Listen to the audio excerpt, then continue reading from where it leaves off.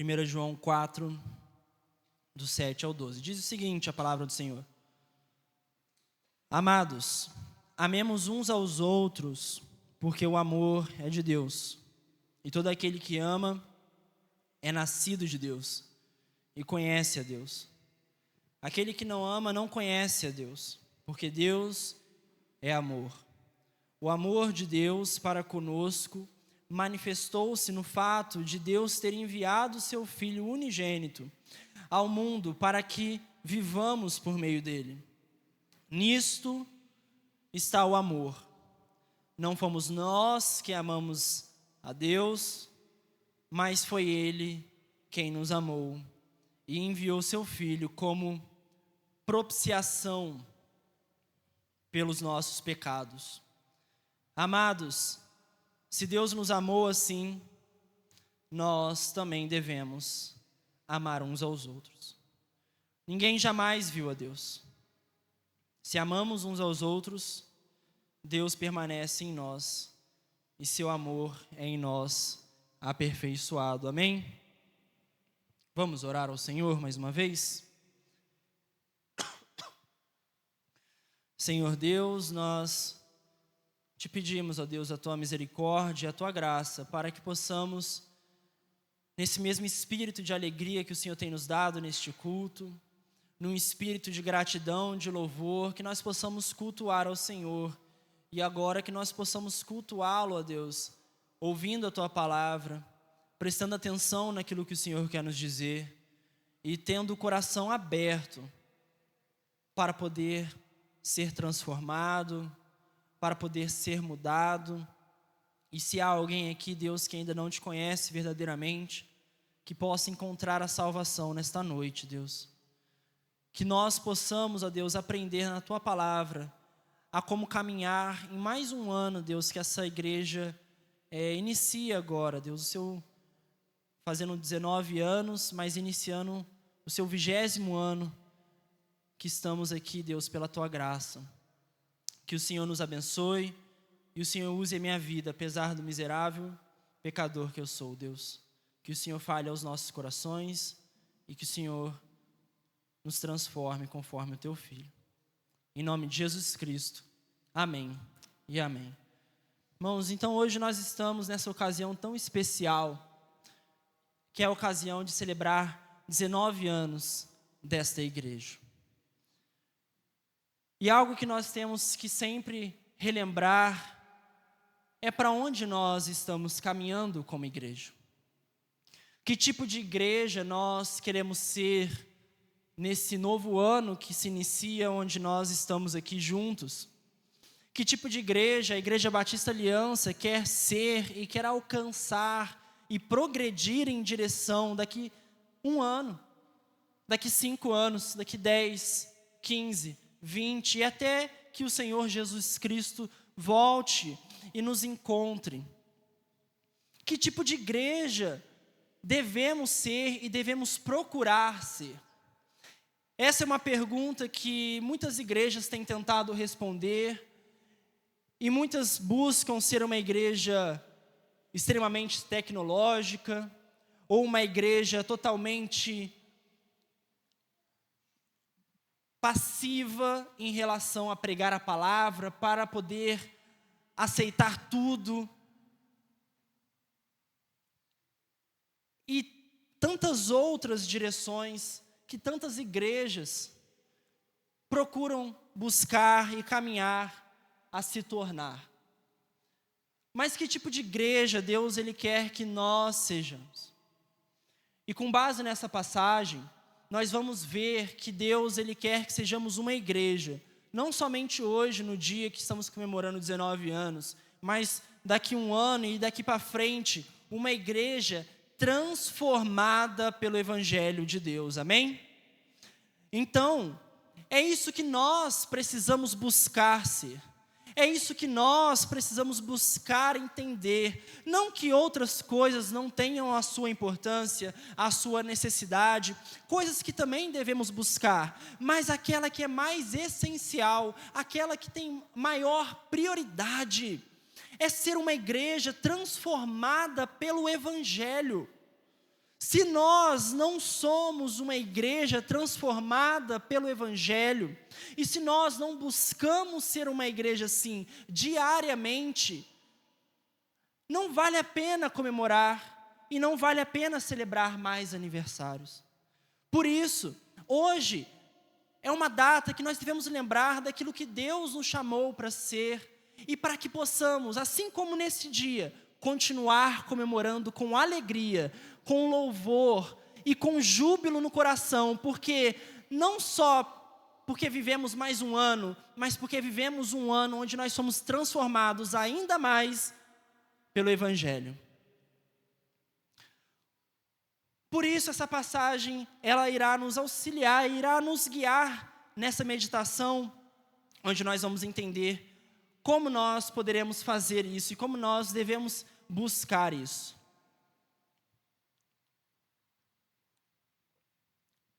Começamos aqui no verso de número 7, dizendo o seguinte: Amados, amemos uns aos outros, porque o amor, ele é de Deus. E todo aquele que ama, ele é nascido de Deus e conhece a Deus. Para entendermos a carta de 1 João, precisamos entender o propósito pelo qual ele está escrevendo isso aqui. Isso aqui é uma entre várias marcas que João escreve a respeito dos verdadeiros crentes, dos verdadeiros cristãos. Nós vemos isso e o propósito explícito dessa carta no capítulo seguinte. O verso de número 13 do capítulo 5 diz o seguinte: Eu, João, o apóstolo, eu vos escrevo essas coisas a vós, que credes no nome do Filho de Deus, para que saibais que tendes a vida eterna. Portanto, o propósito da carta é que a pessoa lesse aquela carta e ela pudesse ver: será que eu tenho a vida eterna? Será que eu fui salvo? Será que eu fui redimido? Será que eu fui encontrado pela graça e a misericórdia de Deus e minha vida foi de fato transformada? E a pessoa que recebia aquela carta, ela lia e ela enxergava alguns pontos, algumas marcas que o verdadeiro crente tem que ter. E com base nisso, a pessoa que lia a carta, ela entendia: opa, eu tenho esses sinais, portanto eu tenho confiança no Senhor Jesus que eu estou salvo. Opa, eu não tenho isso, eu não tenho aquilo, então um alerta tem que ligar na minha cabeça e dentro do meu coração. Talvez eu não seja aquilo que eu estou pensando que eu sou. Eu não seja o crente que eu estou achando que eu sou. E essa vida de cristão é apenas um personagem que eu tenho vivido durante anos ou décadas, que eu criei, que eu alimentei e que agora eu vivo me iludindo, achando que eu sou salvo, mas na verdade nunca fui. Entre tantas marcas que o apóstolo João nos mostra em sua carta, uma delas é o amor. Ela não é a única, mas é uma das principais. O amor é a marca de todo crente regenerado. Vemos outras marcas também. Ele diz que aquele que é salvo deve reconhecer que Jesus é o Senhor, que deve andar na luz, assim como Deus é luz. E tantas outras marcas, né? O crente não anda pecando, ou seja, ele não vive constantemente pecando, mas o amor é aquilo que fecha esse pacote de forma perfeita. O amor, junto com essas outras coisas, tem que ser presente em nossas vidas e na vida da Igreja Batista Aliança. E nós vamos entender que isso só é possível se nós formos transformados pelo Evangelho. Isso só é possível se nós não somente entendermos racionalmente com a nossa cabeça a mensagem da cruz, mas que a cruz esteja enraizada em nosso coração e firmada. Por isso que ele fala no verso 7, amados, amemos uns aos outros, porque o amor é de Deus. Ou seja, o amor é algo que vem do Senhor, tem a sua origem em Deus. Todo aquele que ama é nascido de Deus e conhece a Deus. Agora, um ponto que nós temos que destacar aqui, Porque nós podemos nos questionar, mas o ateu não ama? O descrente não ama também? Aquela pessoa que nunca quis conhecer o Senhor e rejeita, também não tem pessoas que ela ou ele ama, e às vezes ama profundamente? Sim, a resposta é claro. Todos nós conhecemos alguém aqui que, não sendo crente, tem amor pelos seus pais, por amigos, por parentes, por irmãos, ou qualquer tipo de pessoa. Por isso, temos que destacar que o amor que João está dizendo aqui não é qualquer tipo de amor. É o amor que vem de Deus. É um amor mais profundo. Ele está dizendo que aquele que é cristão verdadeiramente, ele ama, mas ele ama de maneira diferente, de uma maneira especial, de um jeito que só alguém que conhece a Deus pode amar. O amor que ele está dizendo não é o amor que encontramos no mundo, que é um amor quebrado, um amor falho e corrompido, mas é um amor perfeito, sacrificial, que se encontra no ser de Deus. O verso 8, ele vai enfatizar ainda mais a importância. Ele não mede palavras. Ele fala o seguinte: aquele que não ama, não conhece a Deus. Aquele que não tem o amor, veja, não o amor qualquer, não o amor que um descrente pode ter também, mas o amor especial que vem do Senhor. A pessoa que não tem este amor, que não demonstra esse amor, que não vive esse amor, resultado, de uma vida transformada pelo Evangelho, João fala, esta pessoa não conhece a Deus. E ele justifica, porque Deus é amor. A famosa passagem que muitos nós conhecemos em 1 João 4,8. Porque Deus é amor. Se Deus é amor, e isso é um atributo do ser de Deus, de modo que se ele deixasse de amar, ele deixaria de ser Deus. E já que ele não pode se negar, ele vai continuar sendo amor por toda a eternidade, porque ele é Deus por toda a eternidade. Pela lógica, aquele que tem o Senhor, aquele que tem este Deus, que é o próprio amor, que tem na sua essência um atributo que faz ele ser o que ele é, que é o amor, pela lógica, esta pessoa também deve amar, também deve demonstrar esse mesmo amor pelos outros, esse amor especial, esse amor diferente, esse amor que não se encontra lá fora. Então como? Como eu posso manifestar esse amor? Como eu posso demonstrar esse amor diferente do tipo de amor que é visto lá fora? Eu quero amar, mas eu quero amar como Deus me manda amar. Eu quero amar do jeito que eu vejo no Senhor. Como? Como a Igreja Batista Aliança vai continuar caminhando esse caminho que temos trilhado, de sermos transformados pelo Evangelho e amando as pessoas, tanto uns aos outros, quanto os de fora. O verso 9 vai apresentar aquilo que é o motivo, o combustível, aquilo que faz o nosso coração arder com esse tipo de amor. E a resposta é o Evangelho do Senhor Jesus Cristo. É o Evangelho da cruz. Para nós atingirmos esse nível de amor, o amor que vem de Deus, o amor diferente, um amor especial, sacrificial, precisamos nos lembrar todos os dias do Evangelho e da mensagem da cruz de Cristo. Um dos principais problemas que nós não conseguimos progredir no amor de Deus é porque quando nós chegamos na igreja, ouvimos falar do Evangelho e depois de um tempo colocamos ele para escanteio. Colocamos ele de lado, melhor dizendo. colocamos ele como uma coisa secundária, algo que a gente não precisa se lembrar todos os dias quando nós acordamos. Mas a verdade é que se nós queremos ser uma igreja transformada pelo Evangelho, todos os dias deveríamos pregar o Evangelho para nós mesmos. Deveríamos pregar a mesma mensagem que nos salvou, porque é essa mensagem que nos transforma todos os dias, amém?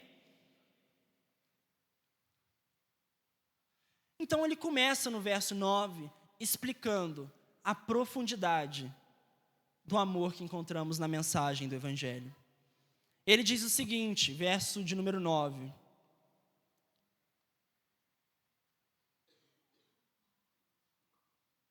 O amor de Deus para conosco manifestou-se no fato de Deus ter enviado seu Filho unigênito ao mundo, para que vivamos por meio dele.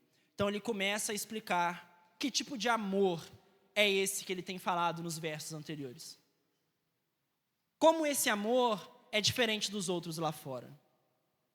E ele fala no verso 9, Deus, ele manifestou esse amor porque ele enviou o seu Filho para morrer por nós, para que possamos viver nele. Portanto, o amor não é um sentimento, um calor no coração, ou algo que nos deixa animado por um instante e que depois passa, ou qualquer empolgação ou emoção momentânea. Ele não está dizendo sobre isso. O amor não é definido por um sentimento, mas o amor, como nós vimos no verso 9, é definido por uma decisão de amar alguém e se sacrificar por aquela pessoa. Sabemos disso porque o verso 9 define o amor de Deus assim. Não define como um sentimento que vai e vem. Não define como uma emoção que um dia está ali e no outro dia se acaba. Mas define como uma decisão de Deus. Deus olhou para mim, Deus olhou para você e Ele decidiu, eu vou amar aquela pessoa, eu vou buscar aquela pessoa, eu vou transformar a vida demonstrando minha graça e misericórdia na vida daquela pessoa. Deus tomou uma decisão que levou a uma ação. Por isso, se nós podemos definir o amor, podemos definir usando essas duas palavras. Uma decisão que nós tomamos, que nos leva a agir em relação a outra pessoa. Muito mais do que uma emoção, muito mais do que uma empolgação e um sentimento vazio. O amor de Deus é uma decisão que leva Ele a agir com misericórdia e graça em nossas vidas. E como Ele fez isso? Ele viu o nosso estado pecaminoso, Ele viu o nosso estado de morte, o nosso estado de que não poderíamos nos salvar, não poderíamos nos ajudar, e Ele decide, eu vou amá-lo, eu vou salvá-lo. E quando Ele decide, Ele toma uma ação, e a ação é um sacrifício do seu próprio Filho, Jesus Cristo na cruz. Então, se nós nos perguntarmos por que Jesus Cristo morreu na cruz, foi porque Deus decidiu amar pecadores como nós. E Ele viu que precisávamos de alguém para morrer no nosso lugar. E Ele fez isso porque Ele decidiu e agiu em nosso favor. Se hoje essa igreja comemora 19 anos, é porque lá atrás Deus decidiu salvar nossas vidas e nos fazer sua família. E nos levar para o seu reino. E sabe como Ele fez isso? Sabe como eu e você nos encontrávamos quando Ele decidiu fazer isso? Vamos abrir nossas Bíblias em Romanos, capítulo 5. Romanos, capítulo 5.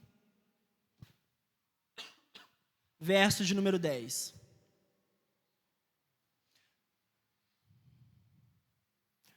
verso de número 8. Romanos 5, verso 8, diz o seguinte: mas Deus prova o seu amor para conosco, ao ter Cristo morrido por nós, quando ainda éramos pecadores. Vamos adiante. Assim, agora justificados pelo seu sangue, muito mais ainda seremos por ele salvos da ira. Guarda muito bem essa palavra, ira. Nós somos salvos da ira. Verso 10. Porque se nós, quando éramos inimigos, fomos reconciliados com Deus pela morte do seu Filho, muito mais, estando já reconciliados, seremos salvos pela sua vida.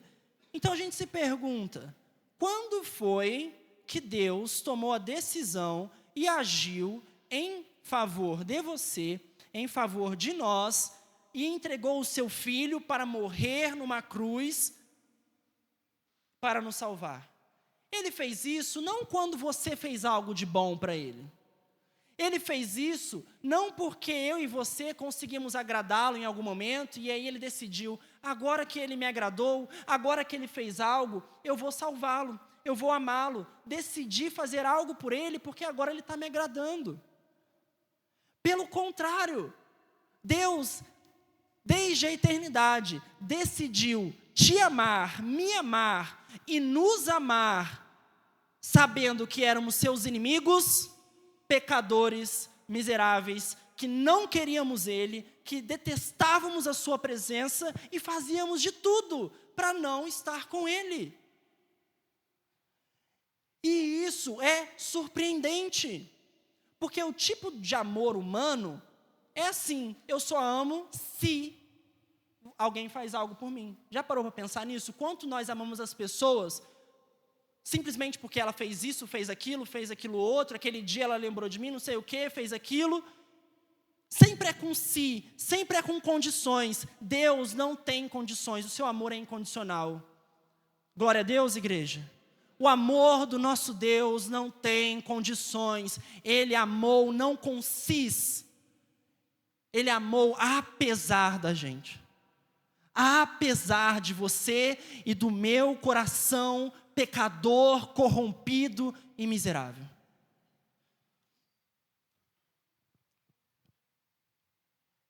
Se isso já não nos bastasse, o apóstolo João, ele avança na descrição desse evangelho que é maravilhoso.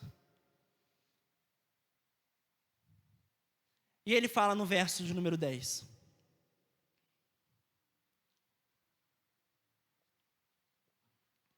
Nisso está o amor. Não fomos nós que amamos a Deus, mas foi Ele quem nos amou e enviou seu Filho como propiciação pelos nossos pecados. Primeiro de tudo, nós percebemos que não foi eu e nem você que fomos até Ele. Não foi você ou eu que encontramos Ele. Ele é que nos encontra. Ele que veio até nós. Somos incapazes de ir até Ele. O amor de Deus se consiste nisso, que Ele nos amou quando nós não amávamos Ele. E aí o apóstolo, ele dá um passo além, adiante, ele fala, foi Ele quem nos amou e enviou seu Filho como propiciação. Algumas traduções não trazem essa palavra, mas essa palavra é importantíssima para entendermos o tipo de amor com o qual Deus nos amou. Propiciação parece uma palavra estranha, diferente daquilo que nós usamos no nosso dia a dia, mas ela se trata de um sacrifício de absorção de ira. Tudo bem? Então, propiciação significa um sacrifício de absorção de ira, que é aquela palavra que eu destaquei em Romanos capítulo 5. Para entendermos melhor ainda, precisamos voltar lá no Antigo Testamento, e por isso que ler o Antigo Testamento é importantíssimo para entendermos o Novo. Se nós lemos o Novo sem ler o Antigo, estamos perdendo muita coisa. Eles se complementam. O Novo é o desdobramento do Antigo. E no Antigo Testamento tinha alguns sacrifícios que o povo de Israel fazia. Entre eles, tinham 2 bodes que eles separavam para sacrificar no lugar de Israel, para perdão de pecados. Entre esses bodes, um era chamado de bode expiatório, daí que vem a famosa expressão bode expiatório, porque ele faz expiação pelos nossos pecados, ele afasta, ele manda para longe os nossos pecados. E esse bode era imposto a mão sobre ele, e ali, como se ele estivesse carregando os pecados do povo, ele era mandado para o deserto. Era como se o bode estivesse levando os pecados para longe, expiando. Por isso que é o bode expiatório. O outro não tinha um destino tão feliz assim, apesar de também não ser muito bom um bode ser mandado no deserto sozinho. Mas o outro era o bode que era escolhido para a propiciação, no propiciatório, que era o altar onde eram entregues os sacrifícios pelos pecados do povo. Esse bode, então, era sacrificado como um sacrifício de propiciação. O sentido é, Israel pecou, Deus está irado, com justiça. Mas ele escolhe um sacrifício para pegar a ira de Deus, receber a ira de Deus no lugar do povo. E Jesus Cristo é o cumprimento da propiciação do Antigo Testamento. Ele veio de uma vez por todas para ser a propiciação pelos nossos pecados, ou seja, para receber a ira de Deus que estava sobre mim e sobre você, agora ela é derramada em Jesus Cristo. Para entendermos o peso dessa frase, precisamos voltar um pouco atrás e ir lá em Lucas, capítulo 22.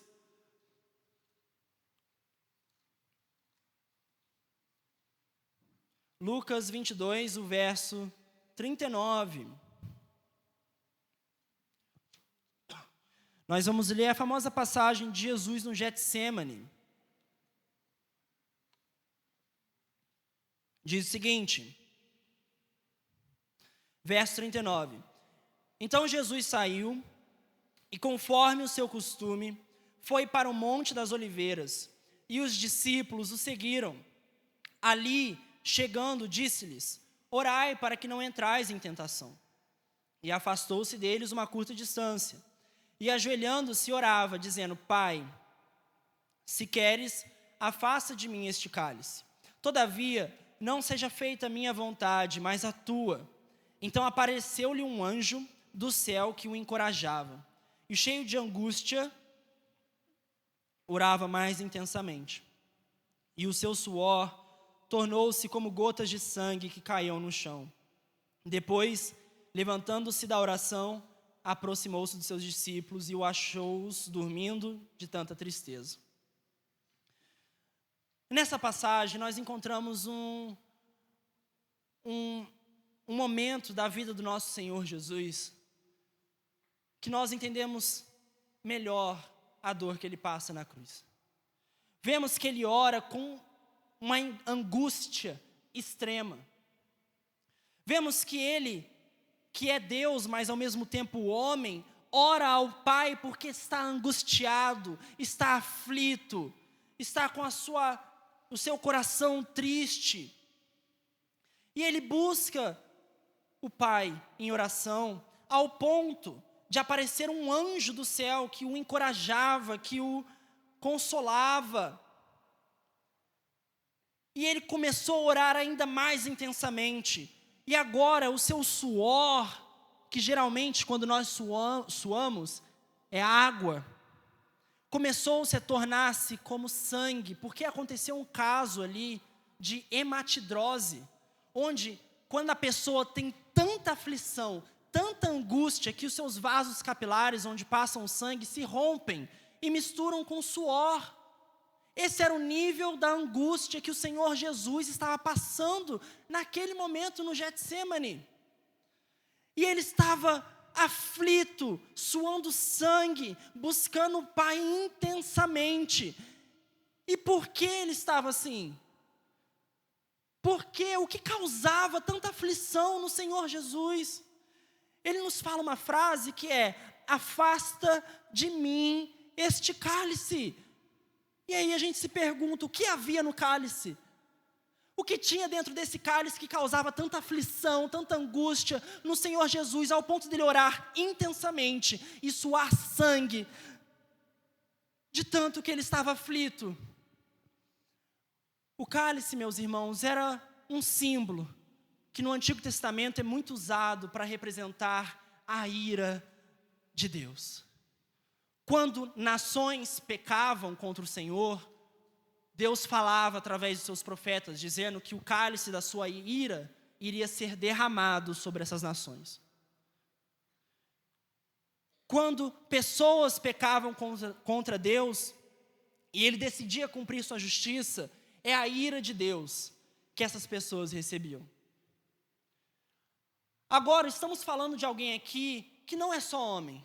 Ele é o próprio Deus. Jesus Cristo, assim como o Pai, é Deus. Se há alguém que sabe o que é a ira de Deus, é Jesus. Então não é sem motivo que ele estava angustiado. Ele sabia que na cruz de Cristo, não só sofrimentos físicos, o que já são terríveis, iria acontecer com ele, mas algo muito além, algo que olho nenhum viu. A ira de Deus na cruz é derramada sobre a cabeça de Jesus Cristo. Por isso que Isaías 53 diz que ele foi esmagado.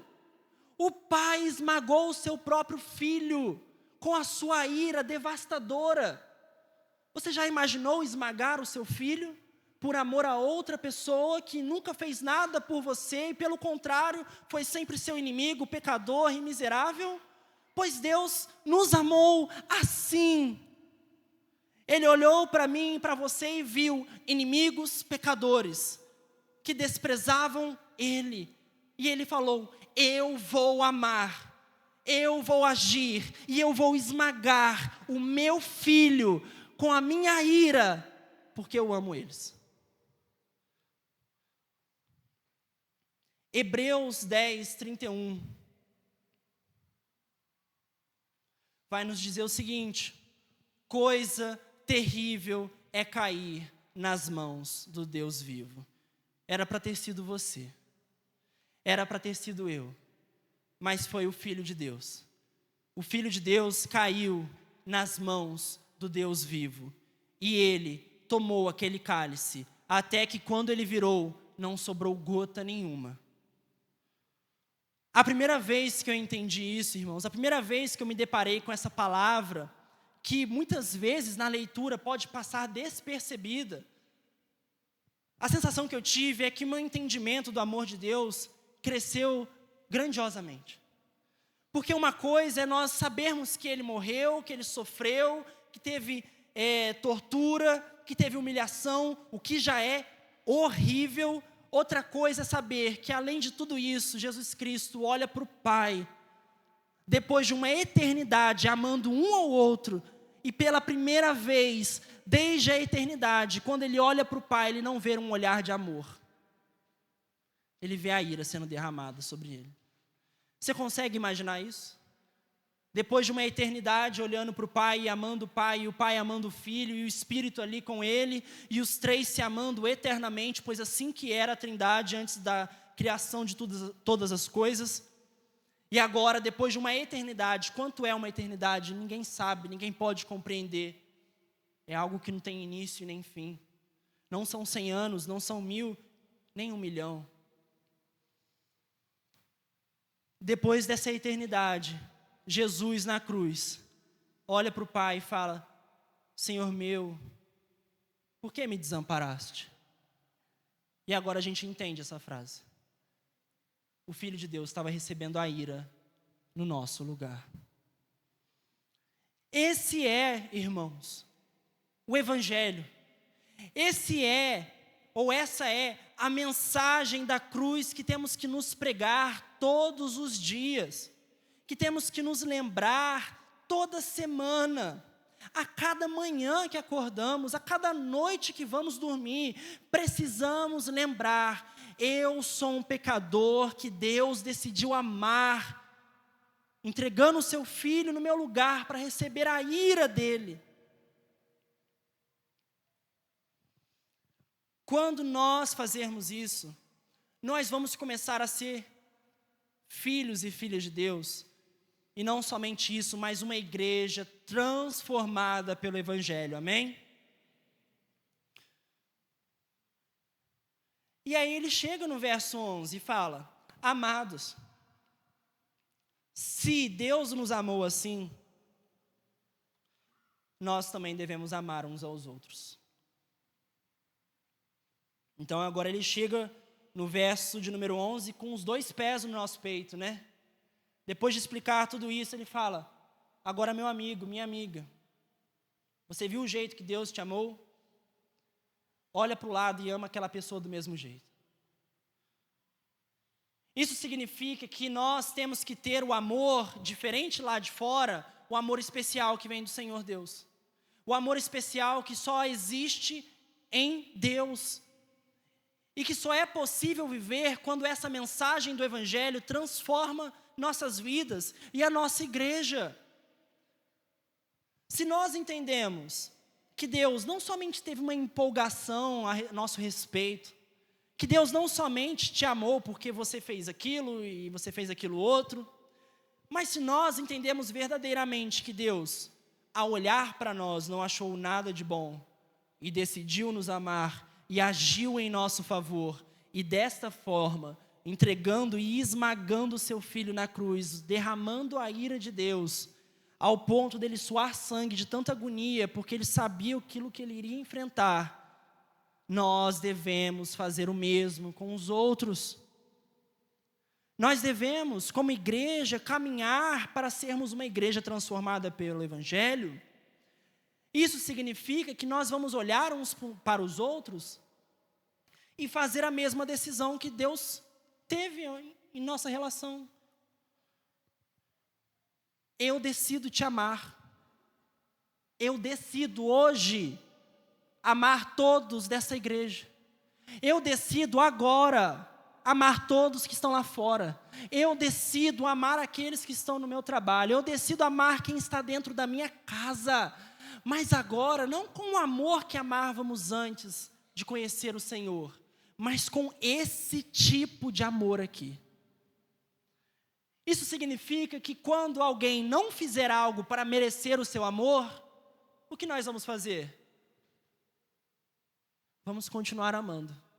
Quando alguém não completar a sua lista de sis, se ele fizer isso, se ele fazer aquilo, se ele nunca me decepcionar, se aquela pessoa nunca fizer aquilo, nunca falar aquilo, mesmo que se ela não completar essa lista, e talvez tenha essa lista riscada em todos os tópicos, eu vou continuar amando aquela pessoa, porque não é um sentimento, é uma decisão que eu tomo depois de ser transformado pelo Evangelho. Uma vez que nossos olhos viram tamanho amor, João fala de um jeito que ele está querendo dizer que é impossível agora não amar. É impossível olhar para a cruz e ver Cristo ensanguentado, morto pelos nossos pecados, e entender a dimensão disso, que era o Deus vivo, morrendo. É agora impossível eu não amar os outros da mesma forma. Por isso que ele fala tão categoricamente, ou tão certo: se nós não amamos, nós não conhecemos a Deus, porque Deus é amor.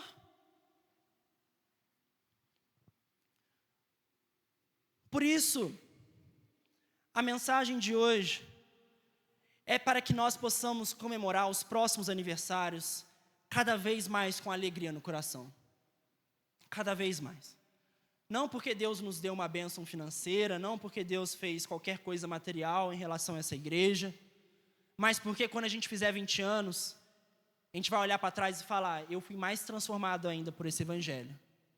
Quando a gente fizer 21, a gente vai olhar para trás e falar: eu aprofundei ainda mais nesse amor que excede todo entendimento. Eu entendi ainda mais, como o apóstolo diz, o comprimento, a largura e a dimensão do amor que excede toda compreensão. E nós vamos comemorar aniversários assim como esse, que já estamos comemorando com alegria, com mais alegria ainda no Senhor Jesus. Amém? Amém. Glória ao nosso Deus que nos amou. Isso significa, então, que eu e você temos uma missão. Olhar todos os dias para aquela cruz.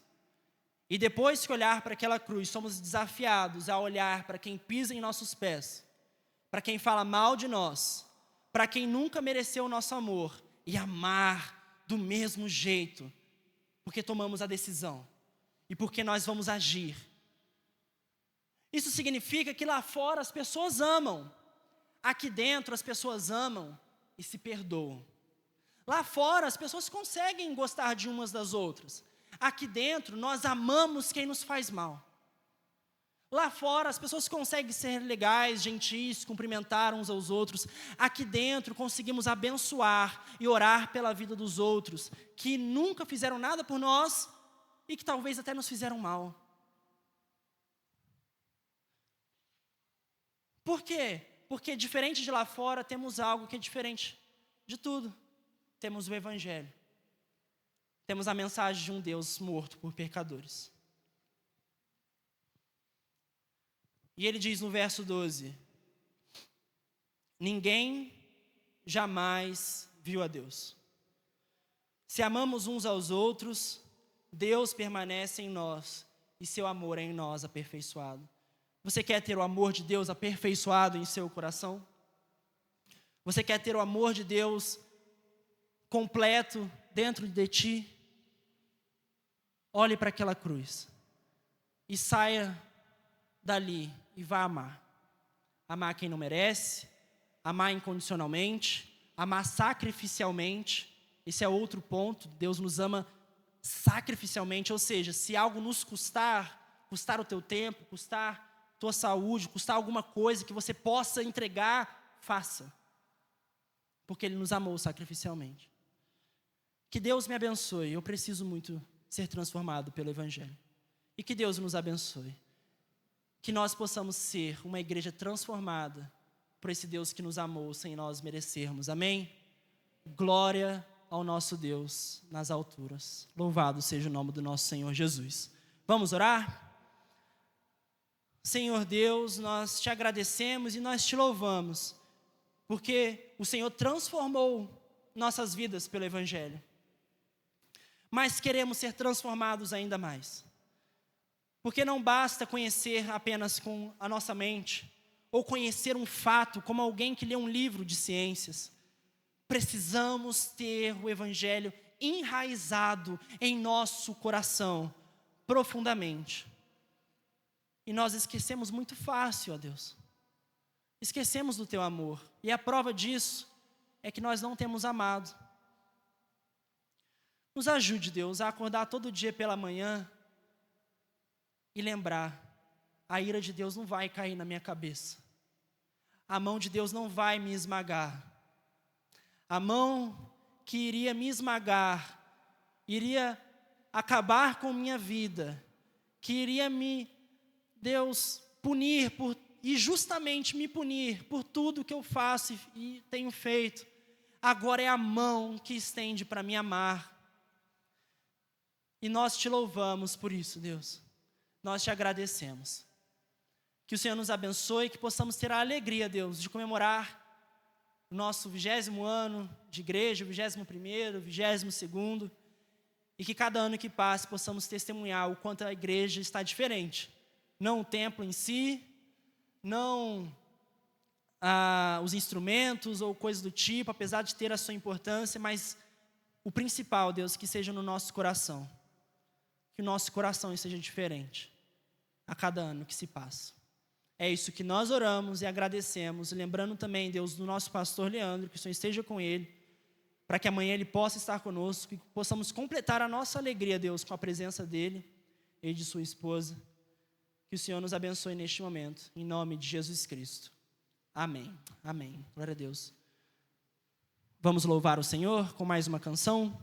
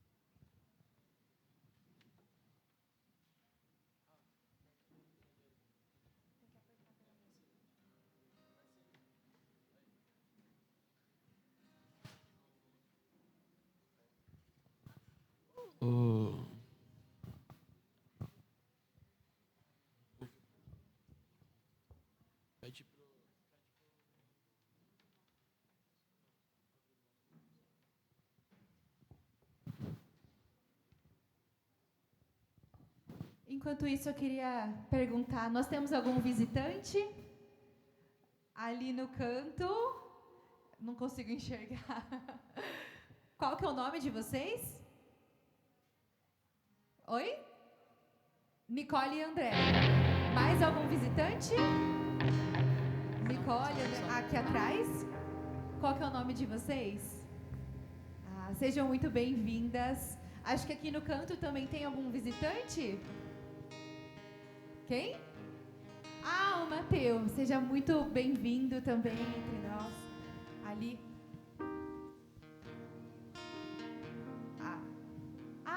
Amy? Tá, Emily. Seja bem-vinda também. Aqui também temos outro visitante. Qual que é o seu nome?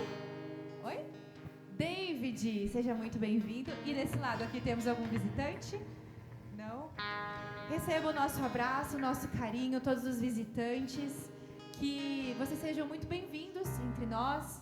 Depois, no final, eu vou pedir para os irmãos que estão perto abraçar vocês, cumprimentar vocês. E que Deus abençoe muito a vida de vocês também. Bom, agora já deu tudo certo no som? Tá bom. Então vamos louvar ao Senhor com a última música.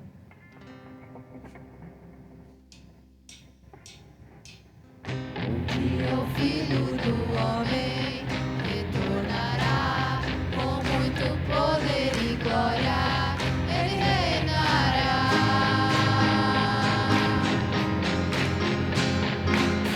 Mas quanto o dia e a hora, quem saberá? Nem os anjos do céu, nem o Filho, somente o Pai.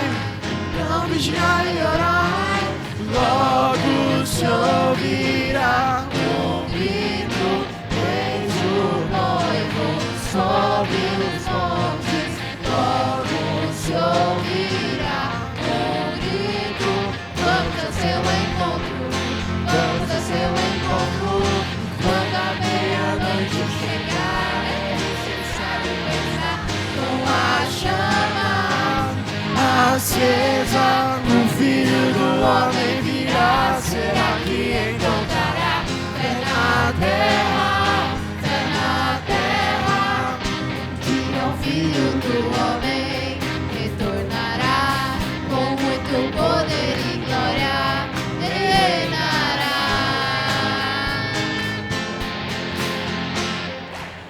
Mas quanto ao dia e a hora, quem saberá? Nem os anjos do céu, nem o Filho, somente o Pai.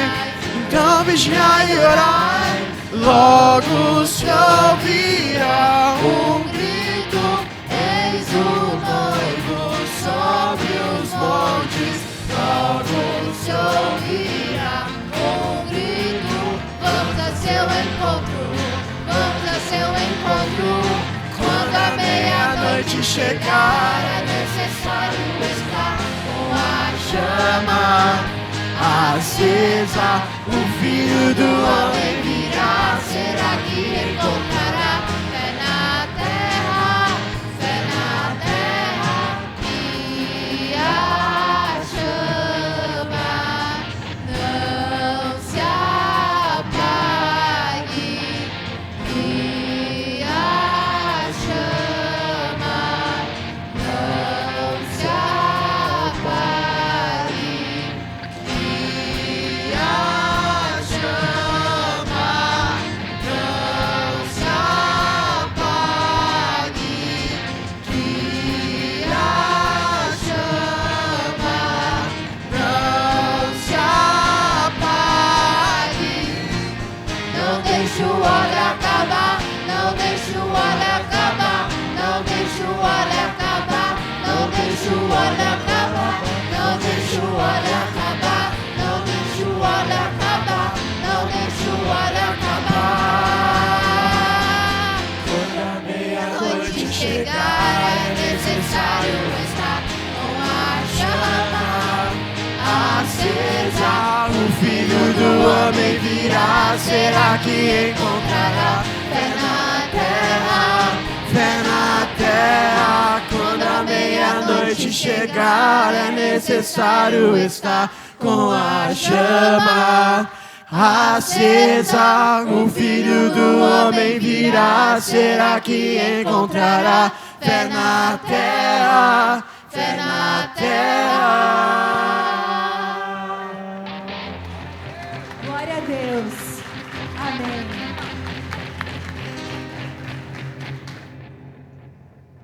Amém, irmãos.